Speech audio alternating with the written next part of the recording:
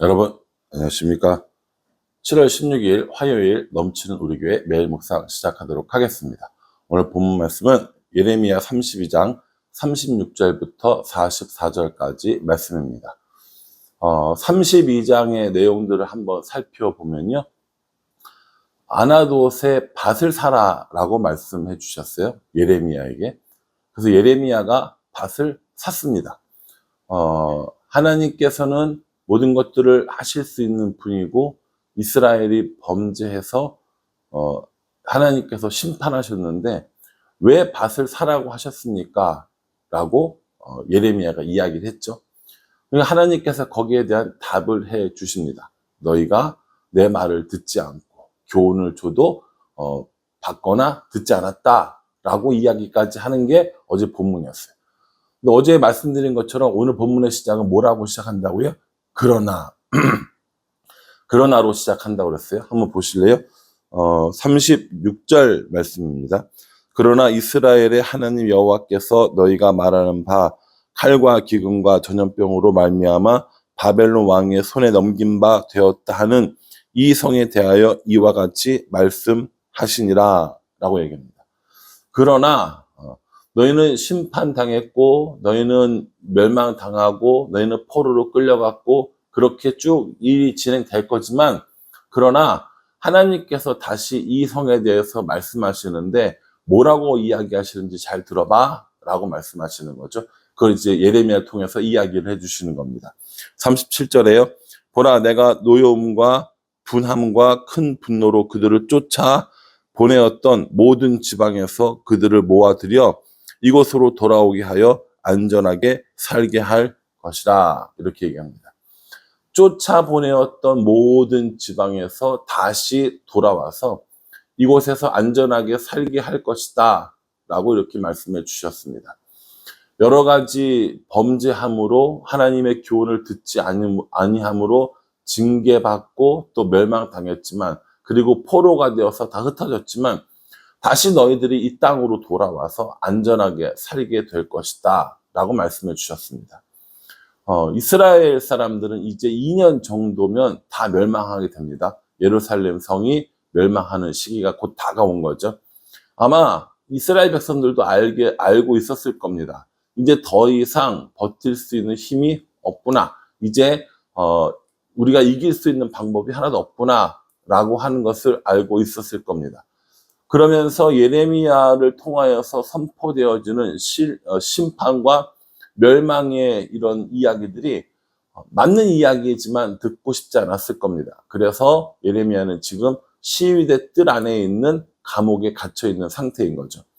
예레미야도 아나돗의 밭을 사라고 하는 하나님의 이 뜻을 알 수가 없었죠. 그런데 하나님께서 오늘 뭐라고 말씀하시냐면 다시 돌아와서 안전하게 살게 될 것이라고 약속해 주고 계시는 겁니다. 여러분, 포로로 끌려가기 직전의 상황이에요. 나라가 멸망하기 직전의 상황입니다. 이러한 상황에서 이러한 예레미야의 이런 예언이 얼마나 큰 위로가 되었겠습니까? 그래, 우리가 앞에서 살펴봤지만 이 예레미야의 이러한 예언은요, 처음이 아닙니다. 벌써 여러 번 다양한 방법을 통해서 심판받는 너희들이지만 회복될 것이다 라고 이야기를 해주셨어요. 어제 본문에 말씀해 주셨던 것처럼 알려주고 가르쳐줘도 받고 듣지 못하는 이스라엘 사람인 거죠. 오늘 예레미야를 통하여서 다시 돌아오리라 라고 말씀해 주시면서 38절에도요. 그들은 내 백성이 되겠고 나는 그들의 하나님이 될 것이며, 이렇게 얘기합니다. 그들은 내 백성이 되고 나는 그들의 하나님이 될 것이다. 이게 사실은 우리한테는 별 의미가 없는 말인지 모르지만 이스라엘 백성에게 이 한 문장은 굉장히 큰 의미가 있습니다. 아브라함을 통해서 약속해 주신 그 약속의 언약의 내용이 바로 이건 거죠. 너희는 나의 백성이 되고 나는 너희의 하나님이 될 것이다 라고 말씀하시는 겁니다. 둘이 언약을 맺었어요. 하나님과 사람이 언약을 맺었습니다. 그리고 하나님이 이스라엘 백성들의 하나님이 되고 이스라엘 백성은 하나님의 백성이 될 것이다 라고 이렇게 약속을 했다는 거죠. 그런데 이 사람들이 약속을 어겼죠. 약속이 깨졌습니다. 그래서 심판당하고 멸망당하는 겁니다. 놀라운 것은 그럼에도 불구하고 하나님은 나는 너희 하나님이 될 것이다 라고 하는 이 약속을 아직까지 가지고 계시고 지키려고 하신다는 겁니다. 이것이 이스라엘 백성들에게 베풀어진 놀라운 은혜이고요. 이스라엘 백성뿐만 아니라 우리에게 주시는 놀라운 은혜가 되는 겁니다. 사랑하는 성도 여러분, 한번 생각해 보십시오. 우리가 이스라엘 백성처럼 하나님 앞에 범죄하고 죄악에 빠진 일들이 많습니까? 적습니까? 엄청나게 많이 있죠. 그럼에도 불구하고 하나님께서 우리를 향해서 내가 너희를 버렸어, 너희를 멸망시켰어, 이것으로 끝나는 것이 아니라 다시 우리를 회복시켜 주시는다는 이런 은혜의 약속이라는 겁니다. 저는 이 약속의 말씀이 우리가 살아가는 근거라고 생각합니다. 왜냐하면요, 저 자신을 돌아볼 때 하나님의 은혜를 받고 다시 회복되어질 만한 아무런 공로가 없어요. 잘한 게 없다라는 거죠. 하나님을 올바로 섬기고 하나님의 은혜를 받을 만한 이런 아무런 의로움도 없는데 하나님께서 우리를 여전히 하나님의 백성으로 불러주신다는 겁니다. 인정해 주신다는 겁니다. 그렇게 회복시켜 주시겠다고 약속해 주십니다. 더 놀라운 건요, 하나님이 이 일을 하는데 얼마나 열심인지를 우리에게 알려주고 계십니다. 41절 말씀 보십시오. 내가 기쁨으로 그들에게 복을 주되 분명히 나의 마음과 정성을 다하여 그들을 이 땅에 심으리라. 이렇게 말씀하십니다. 하나님께서 분명히 말씀해 주시는데 마음과 정성을 다하시겠다.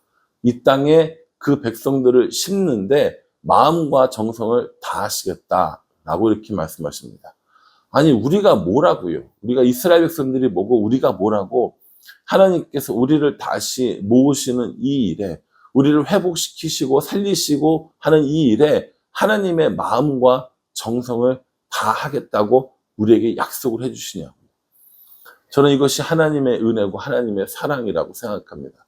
우리가 가늠할 수도 없고 우리가 이해할 수도 없는 하나님의 사랑 때문에 우리를 다시 살리기 위해서 마음과 정성을 다하신다고 말씀해 주셨습니다. 그리고 예수님을 이 땅에 보내시는 이 일을 통하여서 마음과 정성을 다하시는 하나님의 모습을 극적으로 보여주고 계십니다. 여러분, 자신의 사랑하는 아들 혹은 하나님 자신이 이 땅에 사람으로 오셔서 우리를 위해 죽으신 거잖아요. 우리의 죄를 위해 죽으신 거라고요. 이거보다 더 마음과 정성을 쏟을 수 있습니까? 전 없다고 생각합니다. 여러분, 하나님을 위해서 여러분들의 자녀들을 버릴 수 있습니까? 하나님을 위해서 여러분 자신을 버릴 수 있습니까? 예, 이건 할 수 없는 일이에요. 저는 불가능하다고 생각하거든요. 물론 우리 가운데 정말 복음을 위하여 순교하고 자녀들의 이 죽음까지도 하나님께 드리는 사람들이 있습니다. 우리나라의 초대 선교사님들이 그랬고요. 지금도 많은 사람들이 복음을 위해 살고 있습니다. 그런 사람들이 분명히 있지만 우리도 그런 사람들처럼 나 자신을 버리고 자녀들도 버리고 모든 것을 버리고 살아라, 그래야 한다 라고 하면 여러분 그렇게 하시겠냐고요. 이거 정말 쉽지 않은 거거든요. 그런데 하나님께서는 우리에게 마음과 정성을 다하는 모습을 예수님을 통해서 보여주셨습니다.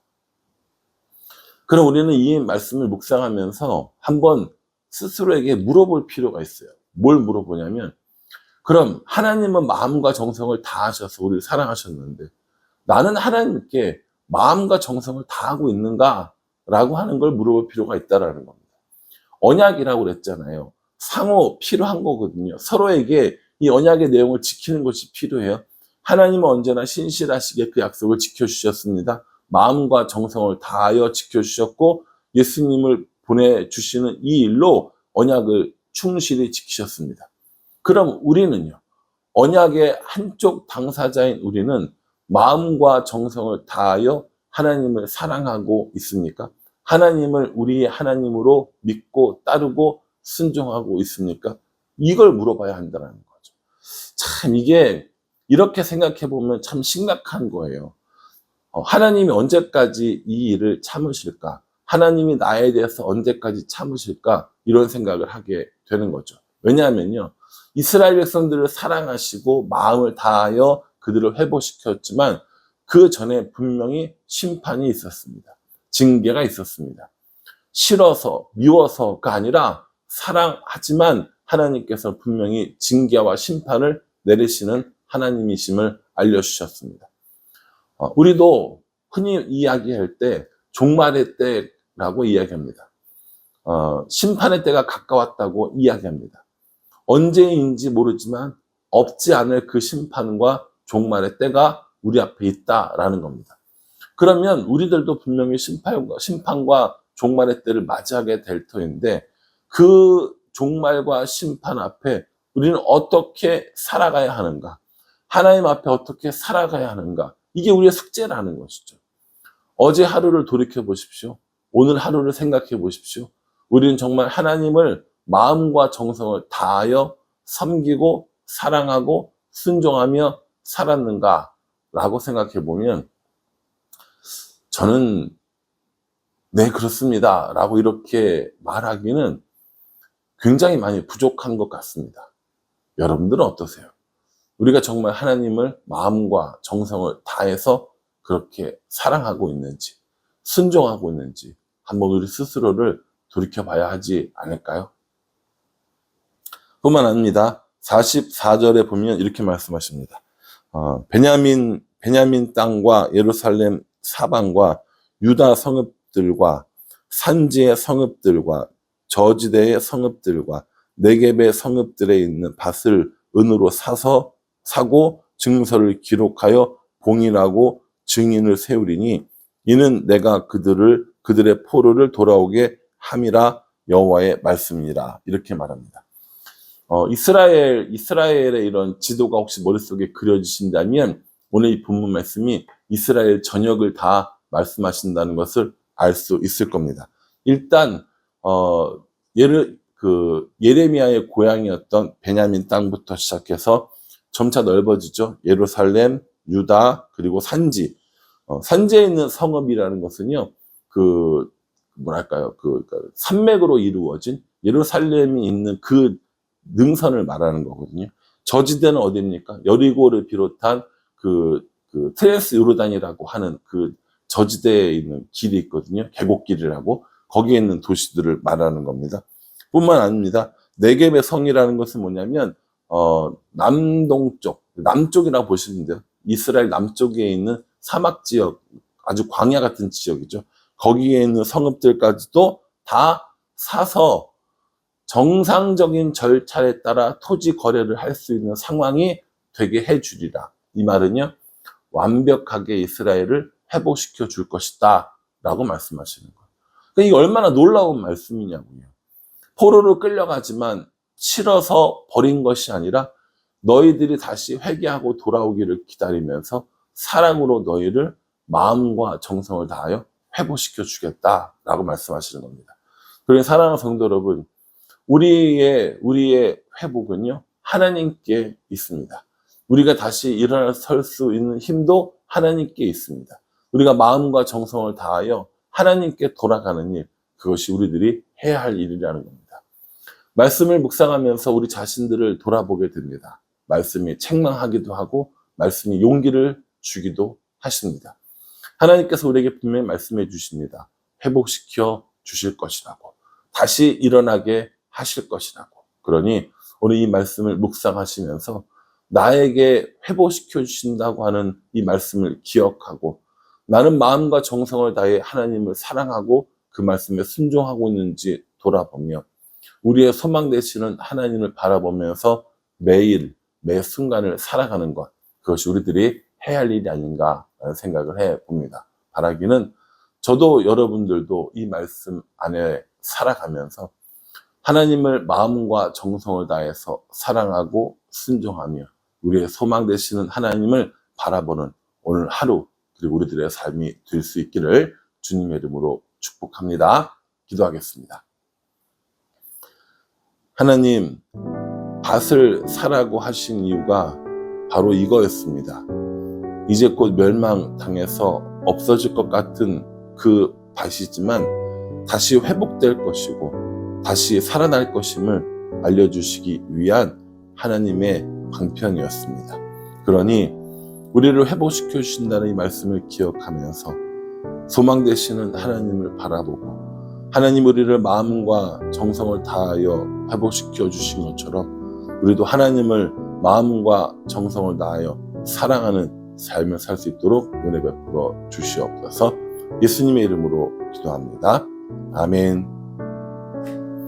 예, 여러분 이 말씀 기억하시면서요, 소망 되시는 하나님을 마음과 정성을 다해 사랑하는 우리 모두가 될 수 있기를 간절한 마음으로 기도하겠습니다. 감사합니다.